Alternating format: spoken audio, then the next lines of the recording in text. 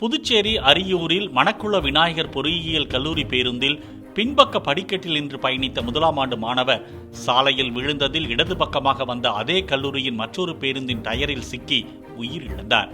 விபத்து தொடர்பான சிசிடிவி பதிவு வெளியான நிலையில் கதவு திடீரென திறந்ததால் அதில் சாய்ந்திருந்த மாணவர் அர்ஜுன் கீழே விழுந்ததாக போலீசார் தெரிவித்தனர். பிளே ஸ்டோர் மற்றும் ஆப் ஸ்டோரில் இருந்து பாலிமர் செயலியை QR கோடு மூலம் பதிவிறக்கம் செய்யுங்கள்.